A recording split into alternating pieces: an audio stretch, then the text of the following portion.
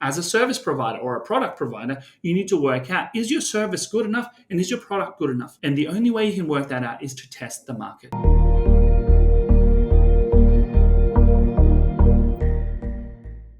In this episode of Ask Andrew Anything, right, a solo entrepreneur has asked me, well, how do I increase my income? Well, it's really as simple as this. What you need to do is you need to get more sales, right? You need to sell your services or your product more, right? Obviously, you got to ask yourself, well, how do you sell more? Well, off the back of that, what happens before sales is you need to market better. Marketing, right? So you need to do marketing and sales because I have a feeling most solo entrepreneurs can deliver, right? So where the bottleneck is when you're building businesses is the marketing and sales aspect, right? Because most people understand what they do and they're good technicians. But unfortunately, they're not good at marketing and sales because ultimately, to get someone over the line, to add value to someone's life, they need to understand that you exist first and foremost. They know, like, and trust you, and they try the service, and then you deliver. That's the challenge that every single solo entrepreneur has, right? And then off the back of that, what you need to do is you need to do as much of this as possible. And if you can deliver for free,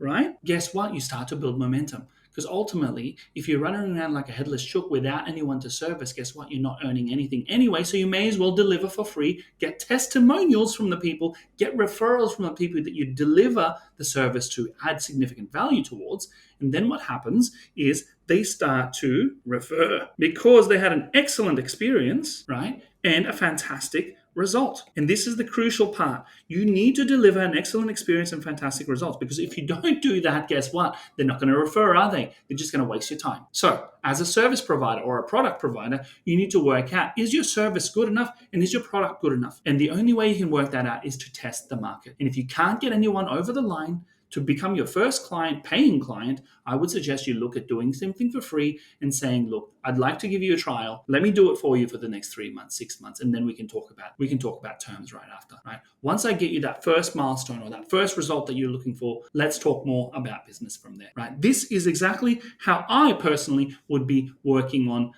building my income, right, as a solo entrepreneur. And then the next stage is pricing, profitability. You need to be able to charge high enough above your hourly wage to be able to hire people in your team so that you can actually delegate some of the tasks, the low-hanging fruit tasks that you don't necessarily want to be doing, right? Because as a small business owner, you tend to wear multiple hats, and with multiple hats, you get stretched out very, very thinly, right? And you certainly don't want to be there for the rest of your life. So you need to make sure that your pricing is on point, you're profitable enough to ensure that you can actually build your team to support you so that you can do more of the marketing and sales. Now, if you're really good at delivery, then you can outsource the marketing and sales to someone else, right? So it depends. What you need to do is have enough capital or revenue to fund the future projects that you've got to ensure that you're growing with consistency and sustainably, right? Most people fall short because they want to deliver, but they can't seem to get any new clients, unfortunately, right? So hopefully this has given you a few ideas as a solo entrepreneur. If you're not a solo entrepreneur, hopefully you found this video very interesting. If you're considering moving into entrepreneurship and starting your own business,